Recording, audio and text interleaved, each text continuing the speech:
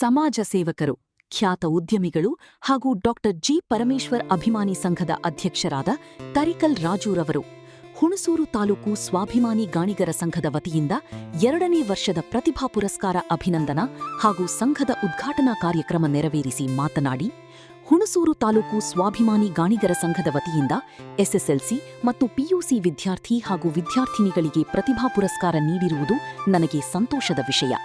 ಸಮಾಜದಲ್ಲಿ ಗಾಣಿಗ ಜನಾಂಗವು ಎಣ್ಣೆ ತಯಾರಿಸುವ ಕೆಲಸದಲ್ಲಿ ತಮ್ಮದೇ ಆದ ಕೊಡುಗೆಯನ್ನ ನೀಡುತ್ತಾ ಬಂದಿದೆ.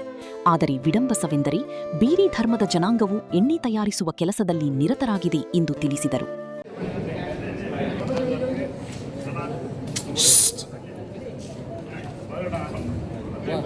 ನೀವು ಮುಂದೆ ಬರ್ಬೋದು ಸರ್, ಎಲ್ಲ ಮುಂದೆ ನೋಡಿ ಸರ್, ಎಲ್ಲ ಮುಂದೆ ನೋಡಿ ಅಲ್ಲೋ ಸರ್, ಎಲ್ಲ ಮುಂದೆ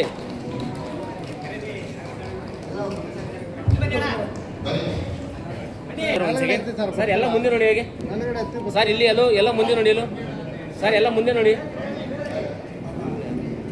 ಸರ್, ಎಲ್ಲ ಮುಂದೆ ನೋಡಿ ಸರ್. ಮಾಜಿ ನಗರಸಭೆ ಅಧ್ಯಕ್ಷರು ಸರ್, ಎಲ್ಲ ಮುಂದೆ ನೋಡಿರು. ಗ್ರಾಮೀಣ ಸಂಘದ ಸೇವಾ ಸಂಸ್ಥೆಯ ಮುಖ್ಯಸ್ಥರಾದಂಥ ತ್ರಿವೇಣಿ ಮೇಡಮ್ ಅವರು ಅದನ್ನು ವಹಿಸ್ಕೊಂಡು ಪೂರ್ಣಿಮಾ ಅವರು ಸಹ ನಮ್ಮ ವೇದಿಕೆಯಲ್ಲಿ ಹೆಸರಾಗಿದ್ದಾರೆ. ಅವರು ನಾನು ಸ್ವಾಗತಿಸ್ತೇನೆ. ಎಲ್ಲರೂ ಪುಟ್ಟಾಗಿ ಸಾಧಿಸ್ತಾರೆ, ಎಲ್ಲರೂ ಸ್ವಾಗತಿಸಿದ್ದಾರೆ. ನಿಮ್ಮನ್ನು ನಾನು ಸ್ವಾಗತಿಸ್ತೇನೆ. ಈಗ ಸಂಘದ ಬಂಧುಗಳೇ, ಇವತ್ತೇನು ತಾಲೂಕು ಗಾಣಿಗರ ಸ್ವಾಭಿಮಾನಿ ಸಂಘ ಉದ್ಘಾಟನೆ ನೆನಪಿದ್ದಾರೆ.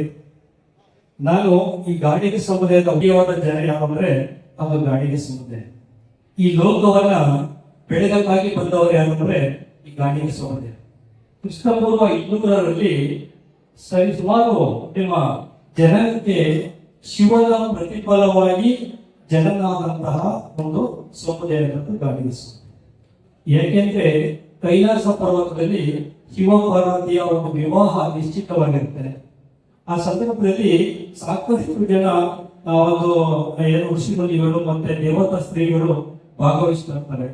ಶಿವನಿಗೆ ಒಂದು ತಲೆ ಕೇಳುತ್ತೆ, ಏನು ಅಂದ್ರೆ ಈ ನನ್ನ ಮದುವೆ ಬಹಳ ವಿಜೃಂಭಣೆಯಾಗಬೇಕು, ಈ ಒಂದು ನಿಟ್ಟಿನಲ್ಲಿ ನಾನು ದೀಪವನ್ನ ಲಕ್ಷಾಂತರ ದೀಪವನ್ನ ಹಚ್ಚಬೇಕು ಅಂತ ಹೇಳಿ ಶಿವನಿಗೆ ಬಯಕೆ ಇರುತ್ತೆ.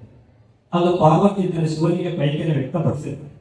ಸೊ ಆ ಸಂದರ್ಭದಲ್ಲಿ ಶಿವ ಏನ್ ಮಾಡ್ತಾನೆ ಅಂದ್ರೆ ತಪಸ್ಸಿಗೆ ಕೂತು ಆ ತಪಸ್ಸಿನ ಬೆವರು ಭೂಮಿಗೆ ಬೀಳುತ್ತೆ. ಆ ಭೂಮಿಗೆ ಬಿದ್ದಂತ ಜನನಾದಂತ ವ್ಯಕ್ತಿಯೇ ಈ ಗಾಳಿಯ ಸಮುದಾಯ. ಸೊ ಹೀಗಾಗಿ ಈ ಗಾಳಿಯ ಸಮುದಾಯ ಹೇಗೆ ಹುಟ್ಟುಕೊಳ್ಳೋದಕ್ಕೆ ಇದೊಂದು ಉಲ್ಲೇಖ. ಮತ್ತೊಂದು ಉಲ್ಲೇಖ ಏನಂತಂದ್ರೆ, ಈ ಶಿವ ತನ್ನ ಗಣಪತಿಯ ತಲೆಯನ್ನ ಶಿರಛೇದನ ಮಾಡಿದ ಸಂದರ್ಭದಲ್ಲಿ ಆ ತಲೆಗೆ ಗಣಪತಿ ತಲೆ ಅಂತದ್ದು ಹಾಕೋದ್ರೊಂದು ತಮ್ಮೆಲ್ಲ ಗೊತ್ತಿರೋದು ಈ ಕೆಲಸ.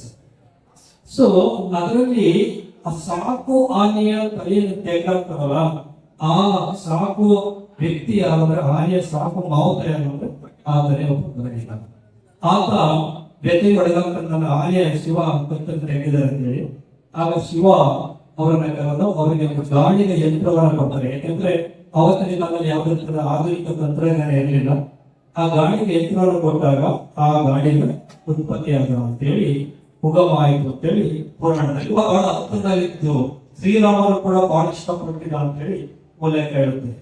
ಯಾಕೆ ಅಂದ್ರೆ ನೋಡಿ, ಸಿರಿಯಾಳ ಎಂಬ ಗಾಡಿದ ವ್ಯಕ್ತಿ ಶ್ರೀರಾಮನಿಗೆ ಒಂದು ನವರತ್ನ ಮುತ್ತುವನ್ನು ಕೊಡ್ತಾನೆ. ಆ ಮುತ್ತು ಕೊಟ್ಟ ಸಂದರ್ಭದಲ್ಲಿ ಅವತ್ತಿನ ಒಂದು ವಿಷ್ಣುವಿನ ರಥೋತ್ಸವ ಕಾರ್ಯಕ್ರಮದಲ್ಲಿ ಕೇವಲ ಬ್ರಾಹ್ಮಣರು ಮಾತ್ರ ಭಾಗವಹಿಸುವಂತ ಕಾಲಮಾನ ಘಟ್ಟ ಇರುತ್ತೆ. ಸೊ ಆ ಒಂದು ಕಾಲಮಾನ ಘಟ್ಟದಲ್ಲಿ ಯಾರಾದ್ರೂ ಶೂದ್ರರು ಭಾಗವಹಿಸಿದ್ರು ಅಂದ್ರೆ ಅದು ಸಿರಿಯಾಳ ಗಾಡಿಯ ಸಮುದಾಯ. ಹಾಗಾಗಿ ಶ್ರೀರಾಮನನ್ನು ಕೂಡ ಗಾಡಿಯ ಸಮುದಾಯ ನಡೀತಿತ್ತು ಅದರ ಬಗ್ಗೆ ಹೋಗ್ಬೇಕಾಗಿದೆ.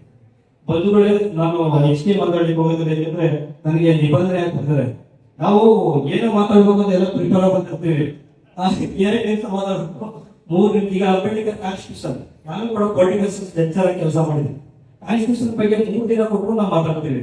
ಬಟ್ ಯಾರು ಕೂರಿಸ್ಬಿಡ್ತಾರೆ, ಅವ್ರು ಕಾನ್ಸ್ಟಿಟ್ಯೂಷನ್ ಬಗ್ಗೆ ಮಾತಾಡಲ್ಲ, ನಾನು ಅಪ್ಪ ಮಾಡಿದೆ ಅವ್ರ ವೈಯಕ್ತಿಕ ವಿಚಾರನೇ ಹೇಳ್ತಾರೆ. ಬಟ್ ಅವ್ರು 1 ಗಂಟೆ ಮಾತಾಡ್ತಾರೆ. ನಾವು ಕಾನ್ಸ್ಟಿಟ್ಯೂಷನ್ ಬಗ್ಗೆ ಮಾತಾಡ್ಬೇಕಂದ್ರೆ ಮೈಕ್ ಇಟ್ಟಿರ್ತೀವಿ, ಹೇಗೆ ಮಾತಾಡಿ ಅಂತ ನಿಬಂಧನೆ ಆಗ್ಬೇಕು. ಅಷ್ಟೊಂದು ನಾವೇನ್ ಮಾಡ್ತೀವಿ ಅಂದ್ರೆ ಅದಕ್ಕೆ ಸಂಬಂಧಪಟ್ಟ ಏನ್ ಮಾಡಬೇಕು ಆ ಮಾತಲ್ಲಿ ಹೋಗ್ತೀವಿ. ಸಾಕಷ್ಟು ಜನ ಹೆಣ್ಮಕ್ಳಿಗೆ ಭಾಗವಹಿಸಿದರೆ ನಾನು ನಿಮ್ಗೆಲ್ಲ ಹೇಳಪ್ಪ ಏನ್ ಹೇಳಕ್ ಬಯಸ್ತೀನಿ ಅಂದ್ರೆ, ನೀವು ಯಾವ ಪುಸ್ತಕ ಓದಿದ್ರೆ ಬಿಡ್ತೀರೋ ಗೊತ್ತಿಲ್ಲ, ಕಾನ್ಸ್ಟಿಟ್ಯೂಷನ್ ಅನ್ನು ಓದಿ. ಏಕೆಂದ್ರೆ ನಾವು ಎಲ್ಲಾ ಧರ್ಮ ಗ್ರಂಥಗಳನ್ನು ನೋಡಿ ಯಾವ ಧರ್ಮ ಗ್ರಂಥ ಕೂಡ ನಾವು ಹೆಣ್ಮಕ್ಳಿಗೆ ಸರಿಯಾದ ಸ್ಥಾನಮಾನ ಕೊಟ್ಟಿಲ್ಲ. ನಮ್ಮ ಹಿಂದೂ ಧರ್ಮ ಗ್ರಂಥ ನೋಡಿ, ಹಿಂದೂ ಧರ್ಮ ಗ್ರಂಥದಲ್ಲಿ ನಾವು ಯಾವ ಹೆಣ್ಮಕ್ಳನ್ನ ಪೂಜೆಗೆ ಬಿಟ್ಟಿದವ, ಬಿಟ್ಟಿದ ಹೇಳಿ ಹೆಣ್ಮಕ್ಳನ್ನ ಪೂಜೆಗೆ ಬಿಟ್ಟಿಲ್ಲ.